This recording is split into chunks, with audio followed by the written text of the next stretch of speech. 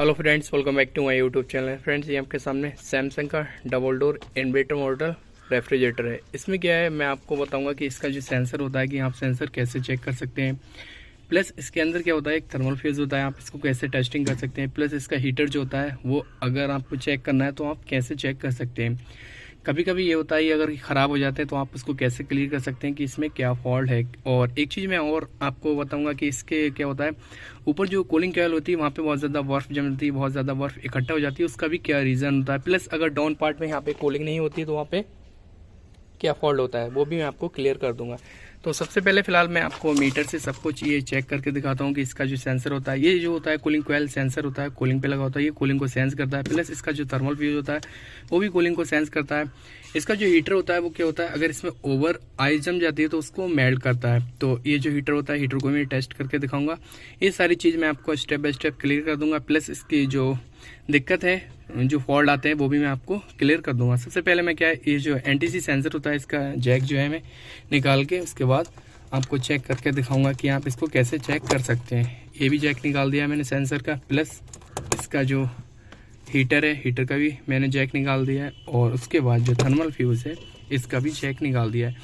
तो इनको कैसे चेक करते हैं वो मैं आपको बताता हूँ। सबसे पहले मैं आपको ये जो सेंसर होता है इसको चेक करके दिखाऊँगा। तो उसके लिए क्या करना है, सेंसर जो है मीटर लेना है। तो ये मीटर लेना है, मीटर को क्या है किलो ओम पे सेट करना है। यहाँ पर आप देख रहे हैं किलो ओम, ये जो है किलो ओम, जहाँ पे ओम्स आते हैं वहाँ पे सेलेक्ट कर देना है मीटर को। ठीक है, तो यहाँ पे सेलेक्ट करके उसके बाद जो दो नोप हैं उसको लेना है। और पहले मैं इसको सेट कर दूँ, उसके बाद आपको दिखाता हूँ। ये चीज़ जो है इस तरीके से रख देना है मीटर को। और उसके बाद जो है ये दोनों नोपे हैं इनको आपको सेंसर पे लगाना है।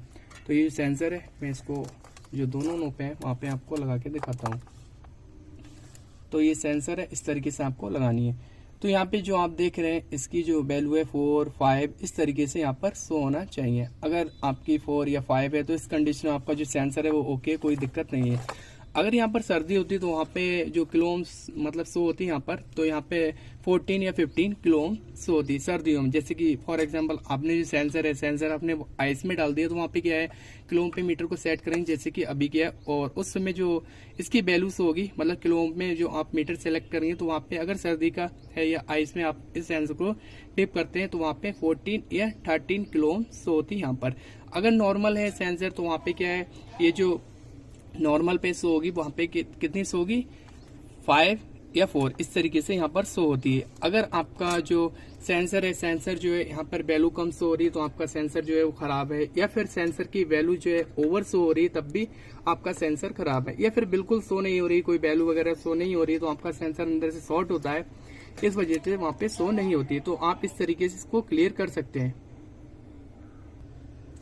उसके बाद क्या होता है, ये फ्यूज होता है जो थर्मल फ्यूज होता है, इसको हम कैसे चेक कर सकते हैं। प्लस ये जो फ्यूज होता है इसमें कोयल में इस तरीके से अटैच होता है, एक क्लिप होता है। उसके बाद यहाँ पे आप देख रहे हैं ये इस तरीके से इसमें लगा होता है। तो इसका जो जैक होता है वो ये होता है। इसको कैसे चेक करते हैं इसको मैं बता दूं। सबसे पहले आपको मीटर लेना है, मीटर जो है क्वांटिटी की रेंज पे सेट करना है। जहाँ पे अलार्म आता है, जहाँ पे बीप का साउंड आता है उस पे सेलेक्ट कर देना, जो कि क्वांटिटी का अलार्म का साउंड है, यहाँ पर आपको सेलेक्ट कर देना है। उसके बाद मीटर में इस तरीके से रखता हूँ यहाँ पर, और ये दोनों टॉप लेता हूँ, एक इस साइड रखता हूँ और एक जो है इस साइड रखता हूँ। यहाँ पे क्या अलार्म का साउंड आना चाहिए इस तरीके से। तो ये देख रहे हैं आप, यहाँ पे अलार्म का साउंड आ रहा है। तो इस कंडीशन में आपका जो थर्मल फ्यूज है वो ओके है, कोई दिक्कत नहीं है। तो इस तरीके से आप इसको चेक कर सकते हैं।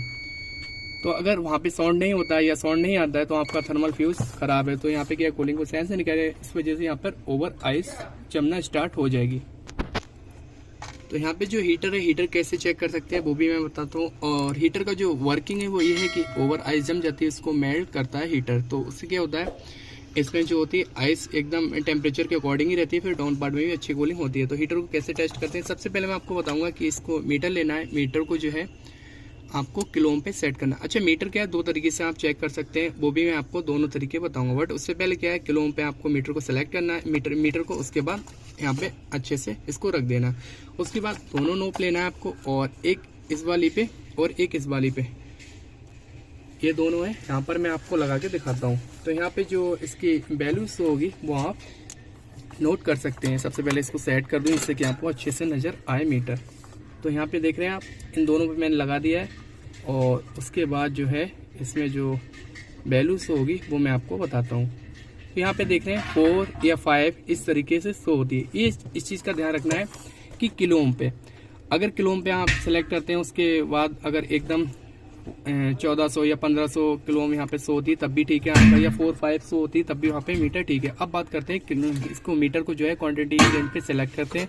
उसके बाद क्या है, यहाँ पे मैं आपको इन दोनों को फिर से हीटर पे ही लगा के दिखाता हूँ कि यहाँ पे आप क्वांटिटी की रेंज पे सेलेक्ट करके मीटर को, उसके बाद यहाँ पर कितनी शो होगी। 300 लगभग 300 से प्लस शो होना चाहिए। तो यहाँ पे देख रहे हैं 395, 394, 392 इस तरीके से यहाँ पे वैल्यू शो हो रही है। तो इस कंडीशन में अगर मीटर यहाँ तक 395 या 392 इस तरीके से शो होता है तो आपका जो मीटर है वो हीटर जो है वो ओके, कोई दिक्कत नहीं है। अगर इससे कम होती है 100, 150 या 50 इस तरीके से यहाँ पर वैल्यू शो होती है तो इस कंडीशन में आपका जो हीटर है वो काम नहीं कर रहा है, हीटर फॉल्टी है। तो आप हीटर को रिप्लेस कर दें, आपकी जो प्रॉब्लम है सॉल्व हो जाइए। एक चीज़ का और ध्यान रखना है कि यहाँ पर जो हीटर यूज़ किया है वो एल्युमिनियम का। इससे पहले मतलब और जो रेफ्रिजरेटर है जो नॉन इन्वर्टर वहाँ पे क्या होता है, शीशे का ग्लास टाइप होता है हीटर, तो वो आप 220 वोल्ट पे डायरेक्ट भी चेक कर सकते हैं, और वो जो होता है शीशे का होता है। तो ये जो है मतलब जो इन्वर्टर मॉडल जितने भी रेफ्रिजरेटर वहाँ पे क्या होता है, ये जो हीटर होता है वो एल्युमिनियम की रॉड जैसी होती है। तो वो रॉड होती है इसके अंदर ही लगा होता है, जो कूलिंग कॉइल होती है इसी में अटैच होता है। तो इस तरीके से आप हीटर, सेंसर प्लस आपका जो थर्मल फ्यूज इस तरीके से चेक कर सकते हैं। बाकी फ़ैन मोटर जो है आप कैसे चेक कर सकते हैं, कैसे टेस्टिंग कर सकते हैं, उसका मैं लिंक जो है डिस्क्रिप्शन में वीडियो की दे दूंगा, तो आप वहाँ से जाके देख सकते हैं। अब बात करते हैं कि यहाँ पर जो है कूलिंग कॉइल में बहुत ज़्यादा ओवर आइज जमती है तो वहाँ पे क्या क्या फॉल्ट होते हैं। सबसे पहले आपको चेक करना है ये जो एनटीसी सेंसर, जैसे कि मैंने बताया, अगर ये ख़राब होता है तो वहाँ पे ओवर आइज जमती है, तो उसके कारण क्या होता है, डाउन पार्ट में बिल्कुल कूलिंग नहीं होती है। तो सबसे पहले ये चेक करना है, जैसे कि मैंने आपको बताया उस तरीके से चेक करना है। इसका रीज़न होता है अगर ये ख़राब होता है यहाँ पे बहुत ज़्यादा ओवर आइज जमेगी और डाउन पार्ट में कूलिंग नहीं होती। अगर आपका थर्मल फ्यूज खराब होता है फिर भी वहाँ पे बहुत ज़्यादा आइस जमेगी और डाउन पार्ट में कूलिंग नहीं होगी। अगर आपका हीटर खराब होता है तब भी वहाँ पे ओवर आइस जमेगी और डाउन पार्ट में बिल्कुल कूलिंग नहीं होगी। तो मैंने जैसे टेस्टिंग बताई उस तरीके से आप टेस्टिंग करेंगे, कोई दिक्कत नहीं आएगी। अब बात करते हैं फ़ैन की। अगर फ़ैन आपका ख़राब होता है या फ़ैन आपका टच होता है बॉडी से या फ़ैन आपका रुक जाता है, फ़ैन नहीं चलता है, तब भी क्या होता है यहाँ पे ओवर आइस जमेगी, उसके बाद क्या है डाउन पार्ट में बिल्कुल कूलिंग नहीं होगी। तो आप इस तरीके से स्टेप बाय स्टेप चेक कर सकते हैं। तो फ्रेंड्स ये इन्फॉर्मेशन कैसी लगी, अच्छी लगी वीडियो को लाइक कर दो, चैनल पर न्यू विजिट के चैनल को सब्सक्राइब कर दो। Thank you for watching.